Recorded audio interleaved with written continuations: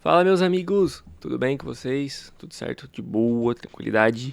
Vamos aí para mais um vídeo no nosso canal. Espero que estejam gostando, né? Hoje vamos aí falar sobre dopamina, né? Algo que já entrou muito em voga hoje em dia. Você já deve ter escutado falar sobre. É, Talvez eu também faça de outros neurotransmissores que eu acho legal. Talvez exista uma série aí.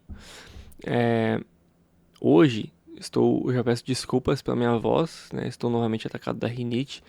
Ela tem tentado me derrubar e eu tenho tentado reagir com medicamentos que não tem dado muito certo. Mas é isso aí. Vamos firme e forte. Hoje estamos aqui ó, com um cafezinho, uma caneca linda, maravilhosa, da Psico. Olha só o que tá escrito. Você sabe o que tá escrito? Eu não sei o que tá escrito. Diz: quem olha pra fora sonha, mas quem olha pra dentro acorda. Mais uma frase canetada da psicologia, certo? Assim como nosso querido Rogers gostava muito de canetar, filosofava muito, nossa psicologia está recheada de frases de efeito maravilhosas, certo? Eu não gosto muito do Jung, não me identifico com ele, mas aí temos uma caneca com um dizer dele, né? Beleza? Cafezinho, cafezinho da sorte. Hoje, especialmente talvez vocês escutem cachorros brigando, latindo, explodindo coisas na rua, tá? Mas não se apavorem. São cachorros bonzinhos, certo? Então, hoje, vamos falar sobre dopamina, né? Primeira coisa que a gente precisa falar é que dopamina não é sobre prazer, e sim sobre motivação, certo? O que isso quer dizer? Que o nosso cérebro, ele dispara, né, dopamina na nossa fenda sináptica quando nós temos um estímulo para receber um prazer, né, diretamente. O que isso quer dizer, né? Uma pessoa que fuma, né? Ou que tenta parar de fumar, ou algo do tipo, né? Pra gente poder elucidar e entender esse exemplo. É uma pessoa que a dopamina, né? Ela começa a correr no cérebro da pessoa, né? Pra gente entender quando ela vê alguém fumando na rua, né? Não é quando ela de fato pega o cigarro e acende e ela sente aquele, nossa, aquele prazer. Ou seja, a dopamina é o que vai levar as pessoas a fazerem suas ações, certo? Não é o que ela vai. Tipo, não é que ela não tenha dopamina no resultado final, mas a dopamina arrebenta no cérebro quando de fato ela tem um estímulo, cara, certo? Por isso que eu sempre, nos tratamentos, né, de pessoas que estão comigo, que tem algum problema com alguma adição, eu sempre falo, tenta tirar todos os estímulos visuais, os estímulos que você tem, que vão te lembrar, que vão fazer você ver, né, essa substância que você tanto tem dificuldade, porque a hora que você viu, cara, é difícil, né? Uma hora ou outra o seu cérebro ele vai te levar a buscar esse prazer, né? Como vocês já estão cansados de saber das últimas aulas, né? Certo? Beleza. Um tema, né, algo que é interessante a gente entender é que o nosso sistema de recompensa, ele tem uma coisa chamada de reforço positivo, reforço negativo, tá?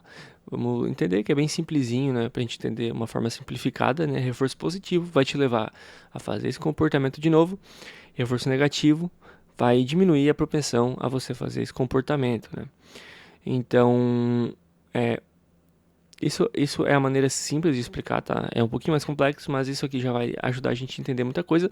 E o nosso sistema de recompensa, ele trabalha muito com isso, né? Se você tem um reforço negativo, esse sistema de recompensa vai parar de ativar e você não vai mais querer fazer essa ação, né? Essa atitude. E o reforço positivo, né? Obviamente você vai ter recompensa do seu sistema de recompensa e aí você vai querer fazer o comportamento novamente. Perfeito? É isso? Fácil de entender, né? Beleza.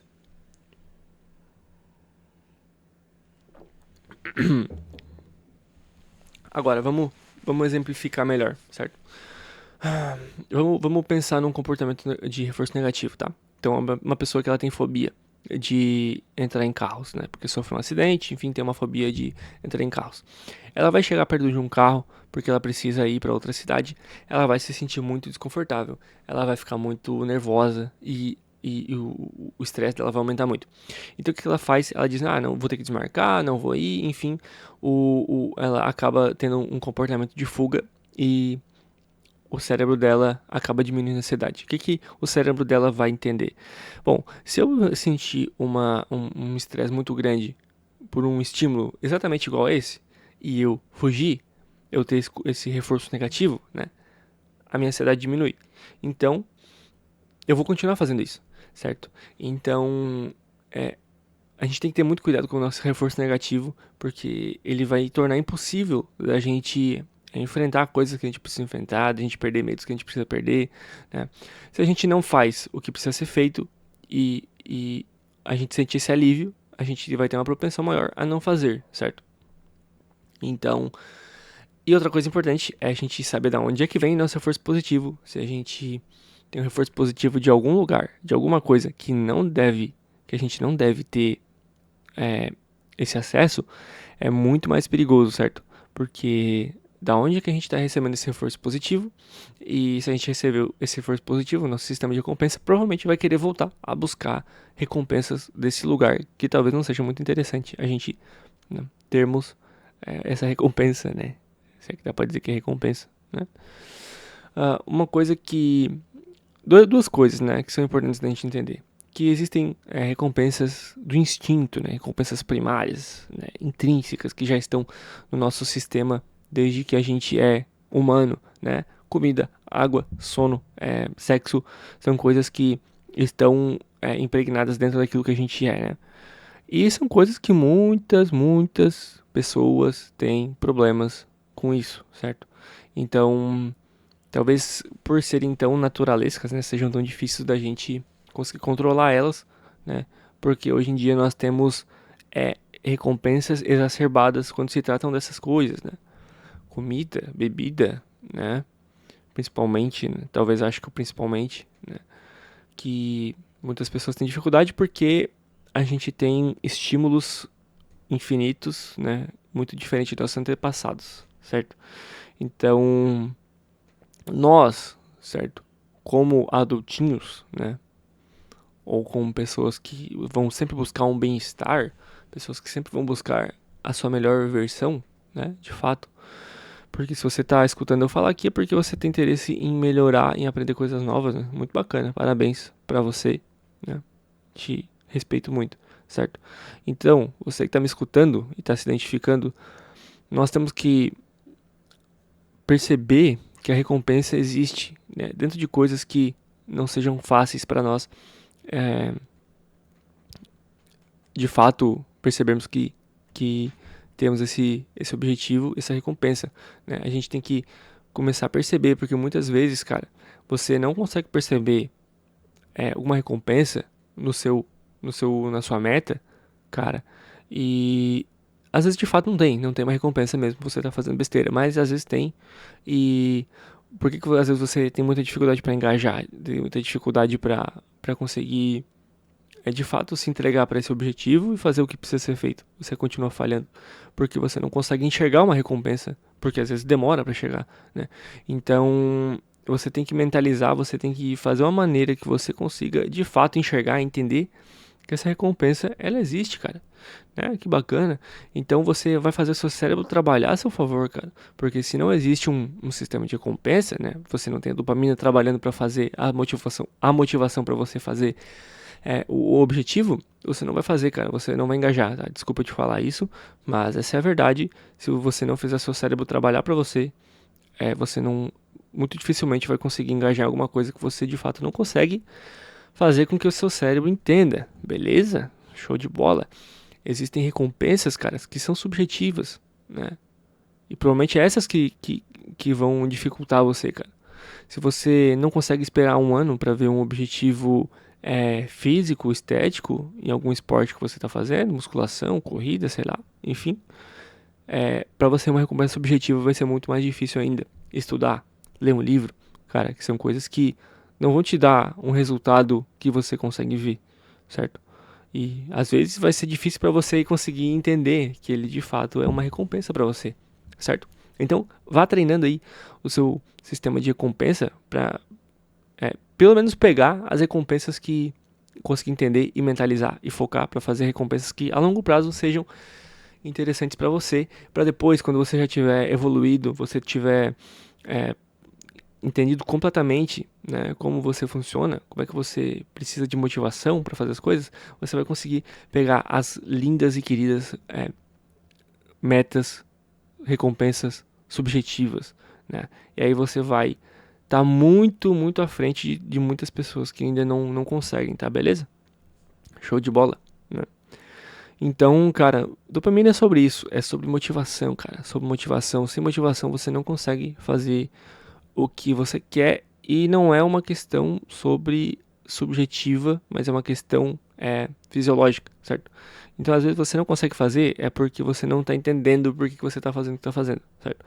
Uma coisa na terapia muito importante é que nós precisamos, dentro de um contexto terapêutico, se uma pessoa não entende o que ela está fazendo e por que ela está fazendo e ela não quer fazer o que ela está fazendo por algum motivo, ela não vai fazer, a gente vai falhar e não vai dar certo, certo? Então, nós psicólogos competentes, usamos isso a nosso favor, né? Para que o paciente ele consiga tirar 100% o melhor possível, certo? E agora, cara, eu sempre tenho o costume de escolher um artigo interessante e eu falar sobre ele, né? Principalmente nas aulas dessa trilha de conhecimento, certo? Eu estava procurando alguns artigos atualizados sobre dopamina, cara. E para vocês verem o quanto é incrível essa pequena estrutura dentro do nosso cérebro, né?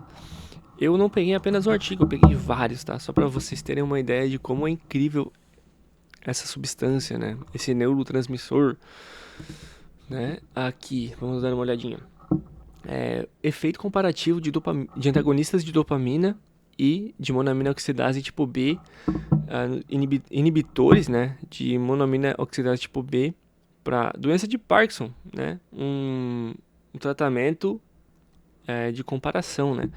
Dopamina também tem muito a ver com doença de Parkinson, né? Com neurodegeneração dos neurônios, certo? Receptores de dopamina em doença de Parkinson, né? Uma meta-análise, né? De estudos com imagem, cara. Antagonistas de dopamina para prevenir a síndrome de hiperestimulação do ovário, dopamina em doses antipsicóticas, meta-análises com efeitos extrapiramidais, dopamina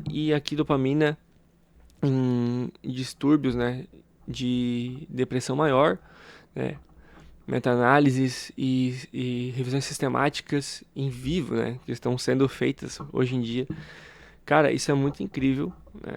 Então, pra gente ver, cara, olha só quão lindo isso é que a ciência ela ela usa coisas tão específicas e que são tão complexas para que a gente possa entender coisas do nosso dia a dia, cara. Isso é lindo, maravilhoso e coisas que são usadas para coisas muito mais complexas, né? Então a gente tem aí esse estudo muito forte de dopamina em questões de Parkinson e de outras doenças neurodegenerativas, né? Existem muitas hipóteses e dopamina quase sempre está entre elas. Então, não consegui escolher apenas um artigo, mas só para vocês terem noção, né, de coisas que estão sendo feitas com dopamina, né? Então, agora você sabe que não é algo relacionado a prazer, elas existem muitos complexos, né, que a dopamina é utilizada dentro do nosso cérebro, certo? Então é isso, gente. Não quero me prolongar muito, mas só para vocês verem quão lindo isso quão interessante isso é. E se vocês tiverem alguma dúvida, por favor, comentários aqui embaixo. Deixem seu gostei se gostaram de fato. Compartilhem se quiserem, se tiverem vontade, certo? Mas espero vocês aí no próximo vídeo. Até lá, um abraço.